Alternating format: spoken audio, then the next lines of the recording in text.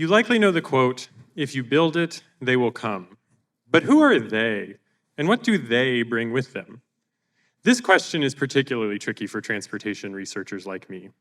Cities across the US are increasingly building light rail transit infrastructure to provide transportation options for people who need them the most.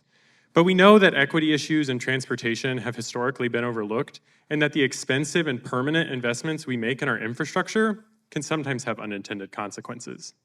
If we want our communities to be affordable and accessible, it's important that we understand when, where, and how new transit systems will have an impact. Researchers that have studied this have generally looked at the relationship between the price of housing and the arrival of new light rail transit stations. Generally, they found that the home prices near light rail stations go up, but they've assumed that effect is the same for houses that are 50 feet away from transit stations and for houses that are 5,000 feet away. And few researchers ask what happens after the price of housing goes up. Do neighborhoods gentrify as low-income residents are pushed out by rising prices? Research on that subject is limited, and it's generally assumed all neighborhoods change the same way, regardless of their initial characteristics.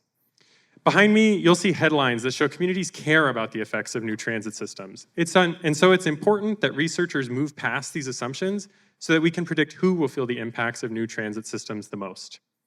That's where my research comes in. I use recent advancements in a kind of applied statistics called econometrics to challenge some of the assumptions that previous researchers have made. My methods give us a more detailed understanding of how the effects of new transit systems vary over time, space, and neighborhood socioeconomic status.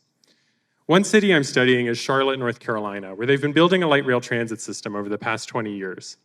Using data from the city, I make careful comparisons between the neighborhoods that got light rail stations and similar neighborhoods that didn't. I also account for individual differences in home and neighborhood characteristics to really understand the changes these communities experience because of new light rail infrastructure.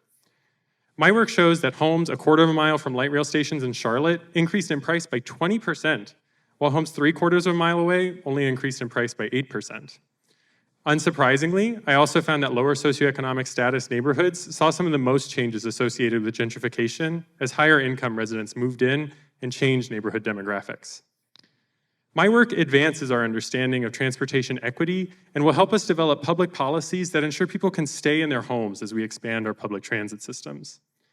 At this moment, when the US is making historic investments in our infrastructure, my work helps us know where to target affordable housing projects, property tax relief, and other efforts meant to slow and stop gentrification.